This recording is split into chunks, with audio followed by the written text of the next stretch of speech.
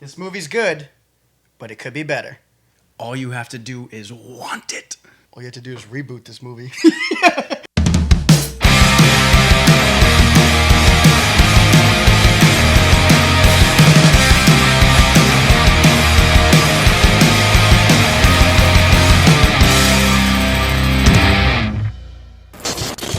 Hey everybody, welcome to Twin Talk, a video discussion show where twin brothers Chris and Kevin drink and draw. We're talking about comic books, movies, and all things pop culture. We are your hosts, Chris Hart. Kevin Hart. And today we're going to be talking about Wonder Woman 1984. Stick around to the end of the episode to see how our drawing of Wonder Woman came out. And if you like what you see, subscribe to the channel for more videos. Had to break out the IPA for this one. The heavy hitter. 9% APV per serving. It's about 3 servings in this one. We're going to need it. Wonder Woman 84, directed by Patty Jenkins. She's returning. I believe she had some script duty on this one. And Jeff Johns, too, does some script duty. And the script needed a third or fourth pass, definitely. Third, I would say about 6 or 7 pass. Exactly. Jeff Johns, man, incredible in the comic books. He's done books like The Doomsday Perfect Clock, War, Batman Earth 1, buttload of Green Lanterns, Justice Society. Dude cannot translate it to live Doesn't action. translate. Not for me, at least. I was really disappointed in this movie. I'm sure I would love this movie if I was like a little girl and it's Christmas time and my family took me to the theater and I was going to watch Wonder Woman 1984, but I'm not a little girl. I'm a 28-year-old man turning 29, below poverty level. My hairline is receding. I don't fit in my jeans anymore and I can't find work. So this movie didn't land with me. This movie, I was so hyped for. First of all, it just felt good to be back in a movie theater. I agree. I am glad that I saw this in theaters, the experience of a cinema and popcorn. Obviously, we got the popcorn here. We literally just came back from the theater with the wives. We took the wives out to go see WW84. I think they liked it more than us. One of our wives was crying. We won't say who. Just kidding. It rhymes with Shmilena. But My wife. Bull rats in the house, but this movie, the DCEU, man, they know how to hurt me. You know where to hit hard, man. There's everything that comes out. Like I was really like, but after Joker and the Batman trailer, We thought we were going uphill. Shazam, Aquaman, we thought that DC was finally figuring out the formula to focus on one story at a time. And even when this movie was announced, WW84, I was just like, why are they setting it in 84? There has to be a reason for this. And this movie just doesn't have a reason for it. I expected a lot more from this movie, especially since in a pandemic world, they've been sitting on this movie since, what was the original release date? I believe May. This film's been delayed so many times. It's finally coming out now. And I can't believe that they didn't go back into it and finish, maybe do some reshoots or like fix some of the CGI and the action sequences because it's just so subpar. Yeah, I agree 100%. This movie was supposed to be released in June of 2020. Obviously, with the situation going on globally, that got pushed back August, September. Now we get it on Christmas Day. And I can't believe that this is the final project we got. It looked like some of the CGI was choppy. A little wonky, yeah. Even the writing. Like, I can't believe this was even the final product in general. And like you said about 1984, I feel like that story-wise, structurally, it didn't serve any pivotal purpose, yeah. Other than, I guess, oil. Oil was a big thing. Oil tycoons and the hunt for like the industry, power and economics. That's it. That's all I could think about. Other than that, I just feel like it was just for nostalgic factor. Get the audience from the 80s into the theaters. And I don't know, I've seen a lot more properties do the 80s nostalgia way better. Stranger Things. We got Stranger Things. Even movies back in the 80s. Like, yeah. I feel like they could have utilized the 80s factor more to the movie. This movie does have good 80s scenes in it and 80s vibes. And like the scene where Chris Pine's character, Steve Trevor, he's trying on these clothes. Last time we saw him, he lived in World War I. He sacrificed his life, obviously, on the plane. And he's trying on all these like 80s fashion of the time, like the fanny packs, like these parachute pants, all this ridiculous stuff. So that stuff like that works. We disagreed about the mall sequence in the beginning. Oh my God. I love the first 20 minutes of this movie because I it's hated so it. bad. Hated that sequence. That I was just like, all right, if they're committing to it, they're committing to it, and don't leave this tone and try to be darker later or like epic later, because if you're gonna commit to this like cheese ball 80s filmmaking vibe, just commit to it. Go all in. No, Yeah. I completely disagree. That almost ruined the entire movie for me, was that opening sequence. After the whole like Themyscira female Olympics opening. We cut to this. That was awesome. That's a great scene, yeah. Life lessons, little girl cheating. We kind of get the theme of the movie throughout of, okay, nothing's good is born from lies. But then we cut to this mall sequence and cringe, man. The worst, cringe. The worst criminals on planet Earth choose to go to a mall. Choose to go to a heavily populated area. Only because of the 1984 factor. Because malls were the place to be in the 80s. That's where people hung out. Arcades, malls. That's where it was. They had nothing better to do besides go to a mall. And that's literally the only reason why we're in the mall. They tried blaming it on like this like jewelry store in the mall is running some sort of like black market antiquities dealership, which like I don't buy that at all. But like even the guy that walks in, like the guy just walks in, he's like, don't even think about it. He's got the gun. He's like the worst criminal ever. And then he's just like, it's so like, I told Kevin when we left the theater, like I liked this movie. The first 20 minutes of this movie I loved because for whatever reason today I woke up, maybe because I watched Chris Tuckman's review of Jingle All the Way. I woke up feeling like kind of like thirsting and craving for an 80s, 90s cheese ball film. And that's what I got. That's what I got the first 20 minutes of the movie. Even like when one woman's like racing to the mall to save this like heist. She like saves a bride who gets like run over by people and the bride's just like, ooh, ooh! She's got the lasso balcony. She's got the lasso of truth. And this thing doesn't obey any, gravity, physics, laws, anything logistical. It does not obey it.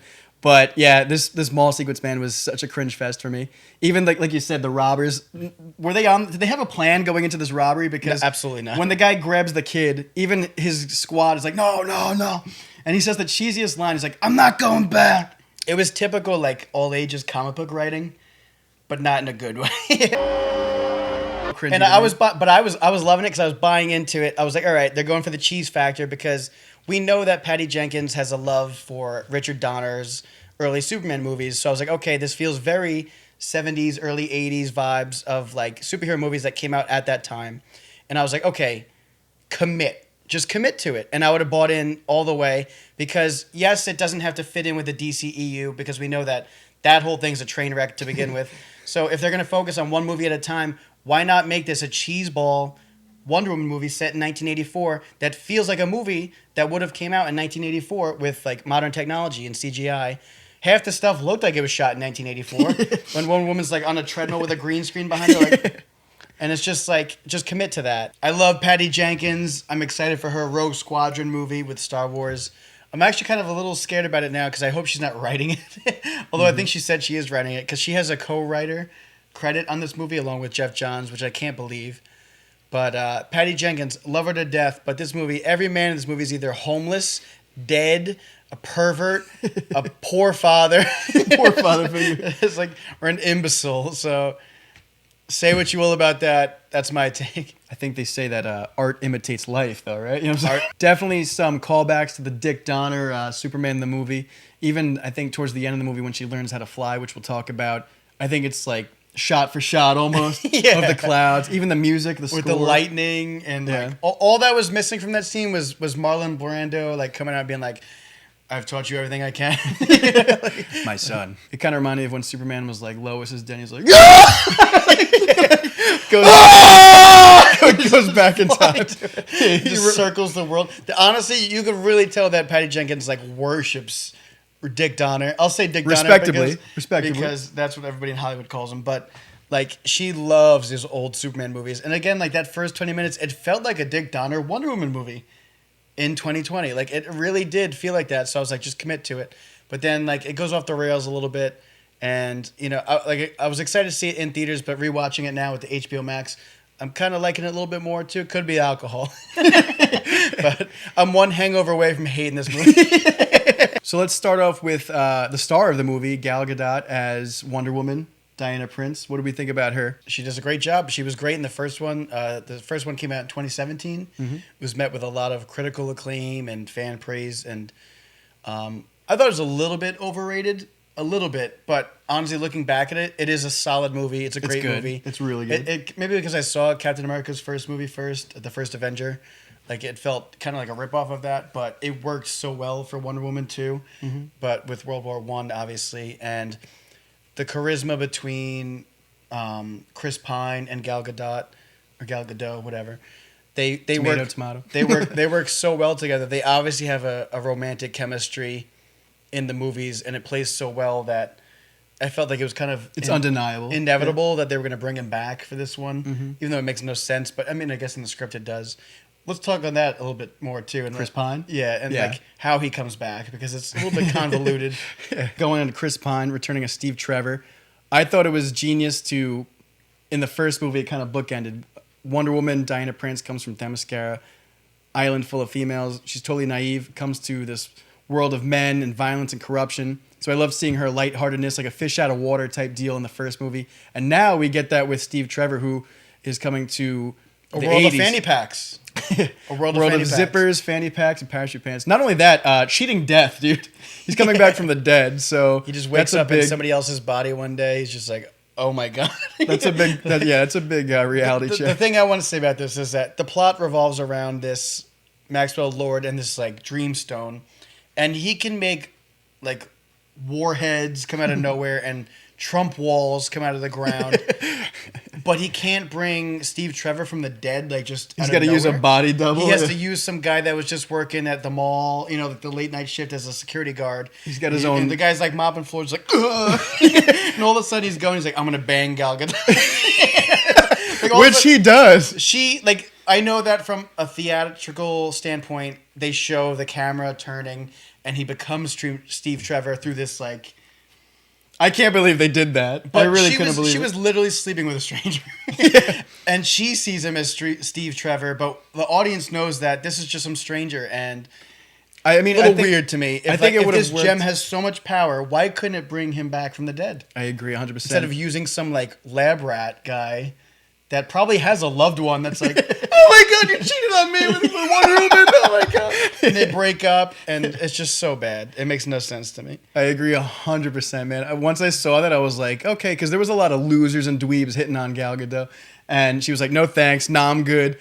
And I was like, all right, this guy's semi-attractive, so maybe it's just going to show that, okay, she's committed to her former relationship. Obviously, we know she lost Steve, and it's like this whole, she feels alone. As an audience, we just have to accept it that, okay, this stranger, he has a lapse in memory, and Gal Gadot just falls for the lie. I guess it was just believing the lie because she missed him so much. She wanted it so bad. Yeah. But at what point is this sexual abuse?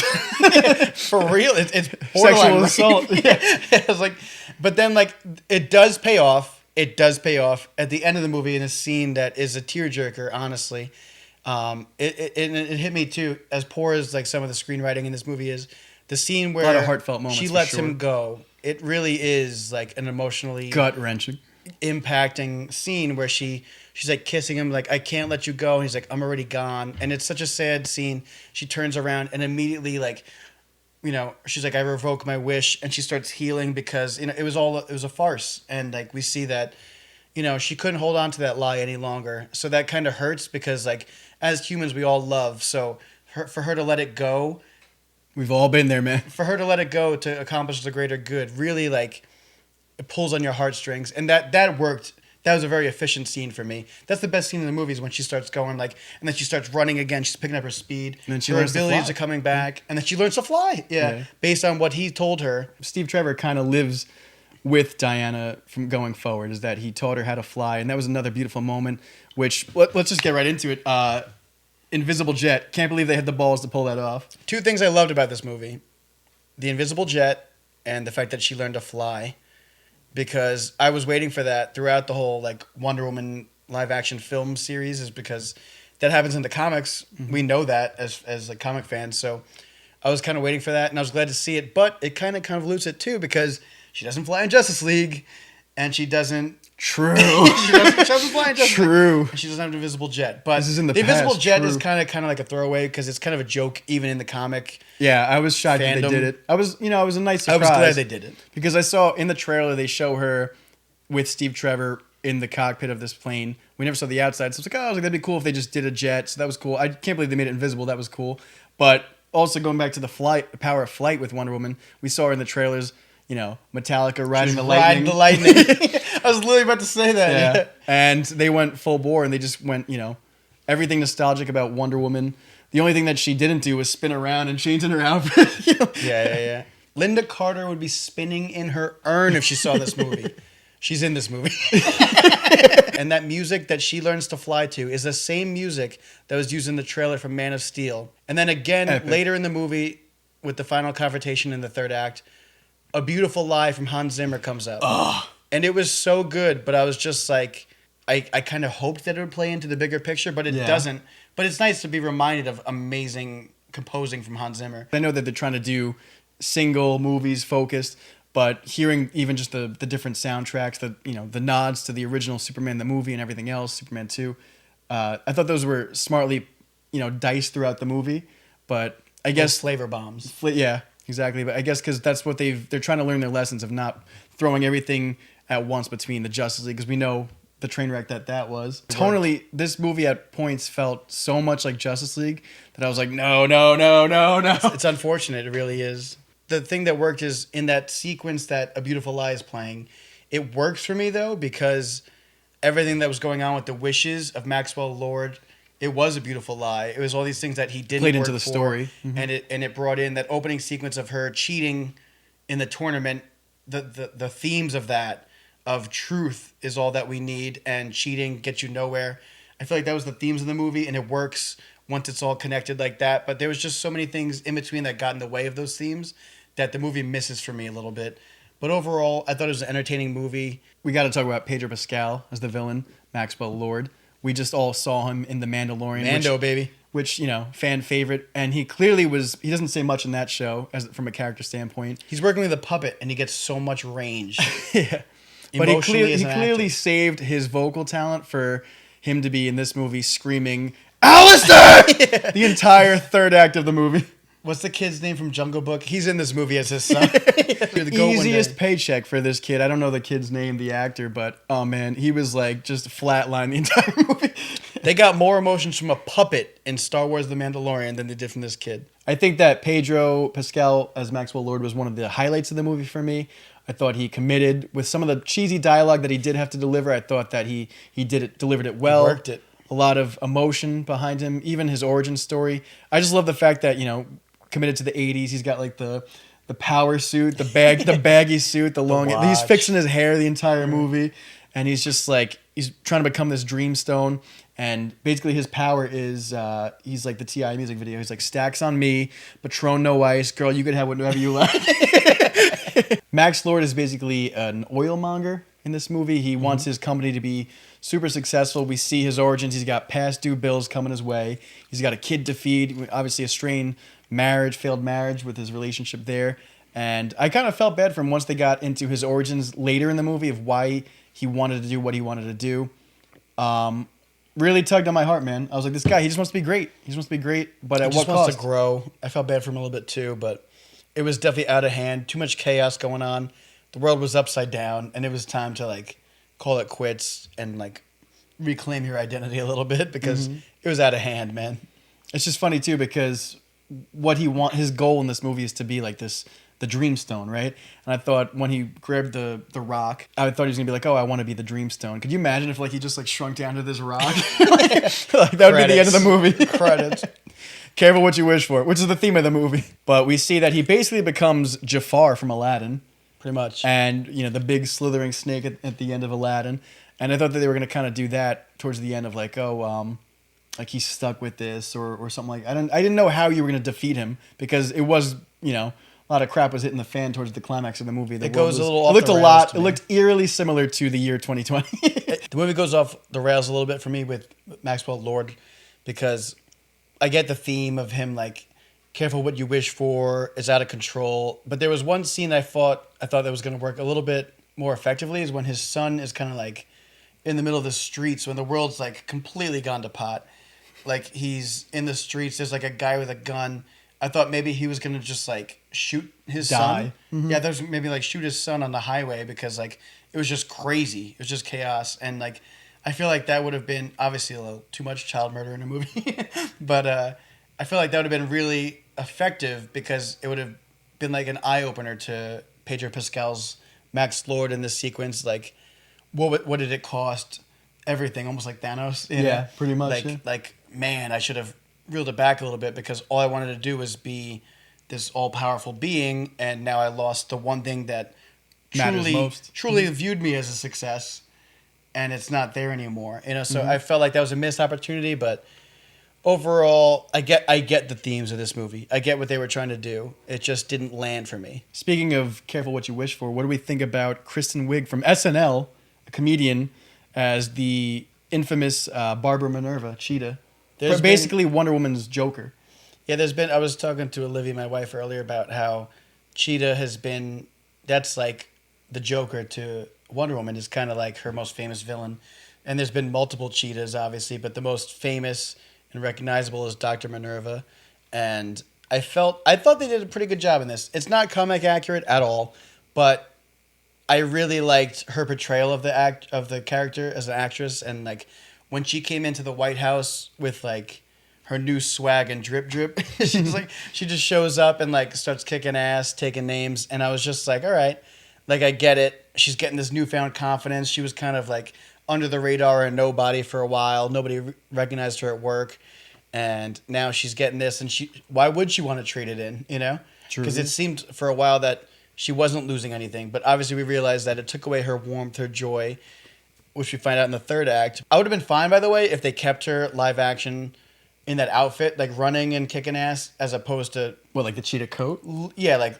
I thought she looked excellent as the cheetah. I thought we were going to get... With the CGI? Yeah, with the CGI. I would have been fine if they left that out, but... Really? Yeah. I'm glad that they went comic accurate, because a lot of times the movies are afraid to go there. And so Sure. I like really respect that when movies go there, especially because I know like it got a lot of heat in the trailer about, oh, Cheetah looks like the movie Cats, which was obviously a train wreck with Taylor Swift looking, James Corden. The stuff of nightmares. I just thought that it looked pretty good, even though the third act was, I guess, tonally dark. So maybe that's why they chose to set it in a place with very low light, because they were on this like island where the president broadcast.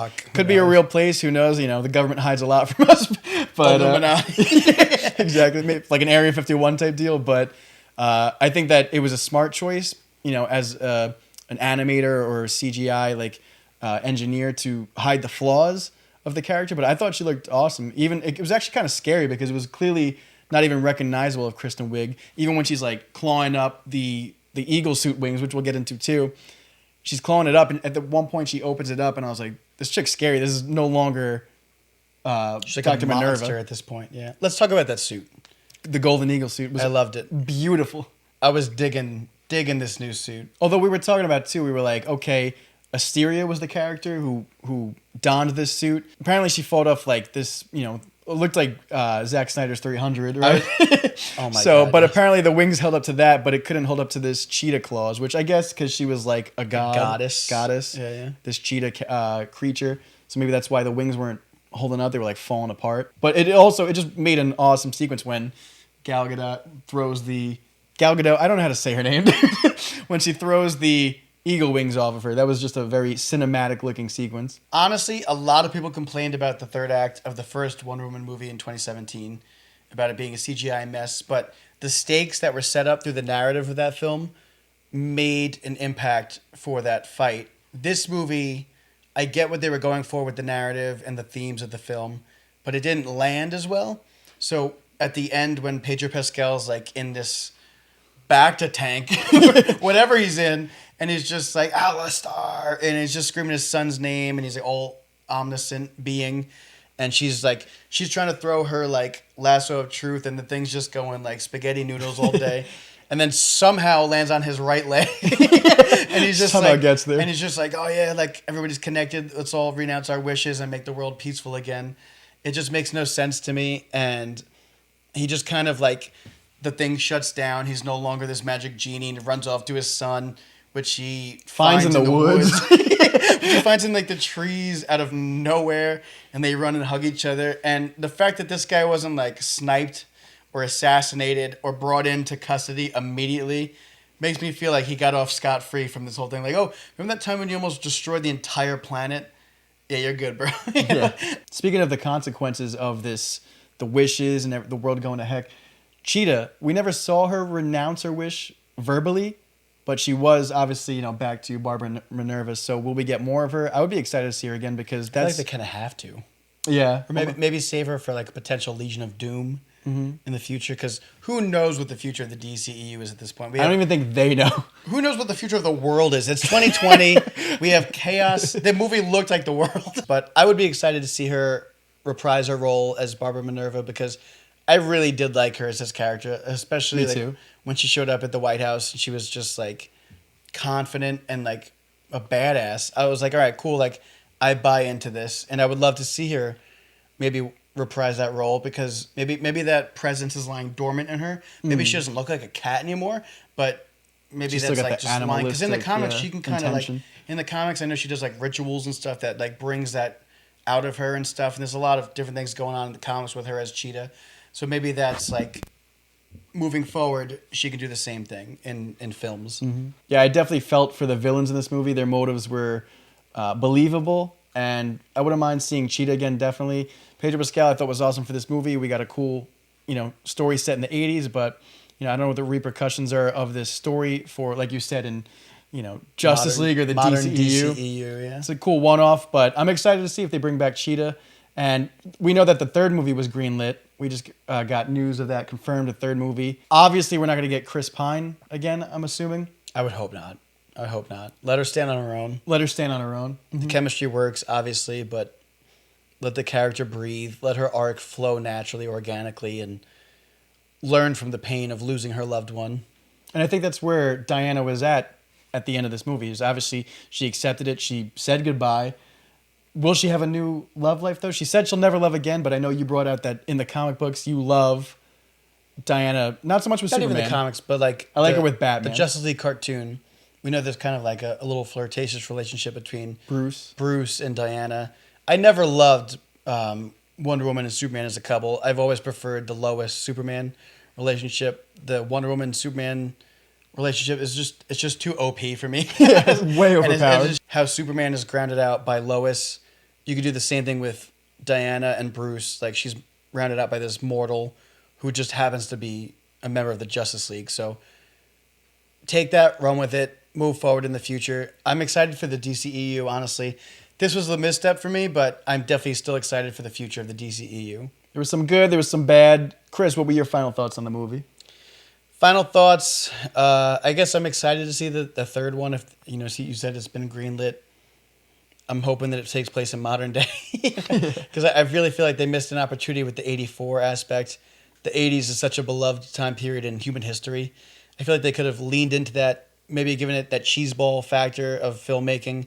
Like I said early on, that first 20 minutes I loved. I was just lean into it, but now I know that we have the broad perspective of the DCEU. Let's get some more badass, epic Wonder Woman. Let's start these stories flowing, more cohesive, more planned out. Like, again, we said these drafts of these scripts, they're not working. So it's time to revisit them and see where your end game is of these scripts. I appreciated the love letter to the nostalgia factor with the 80s, with Linda Carter, with Superman the movie. Those were obvious. Even to the comics and the Super Friends show with the Invisible Jet and all that. But I do want to see a more badass Wonder Woman like we kind of got with Zack Snyder. Everyone said that was too dark, but I thought I want to see that more so than this lighthearted. Lighthearted doesn't equate to cheesy, so I don't want this cheesy dialogue. We got to find the balance. We got to find the balance between the light and the darkness. Yeah. Because the DC characters, they were criticized so much for being too dark. And they were, honestly. Superman didn't smile in BVS, but I feel like we can find the good and find the balance of these beloved characters that have been around since the 30s and make them work in modern times because there's so much to play with modern technology and these archetypes. Just take it and run with it, but don't make it corny. I want the DCEU to step its game up, learn from its mistakes, and make better content. And with Marvel like crushing it for the last 10 years, 12 years, it's time to step it up. So I love the DC's characters. I pray that they step it up because we're moving forward. Join us or die. Anyways, that about wraps up today's episode of Twin Talk. If you liked the video, give it a thumbs up, comment below to join the discussion, and don't forget to subscribe to the channel for more content. We'll see you next time. Peace!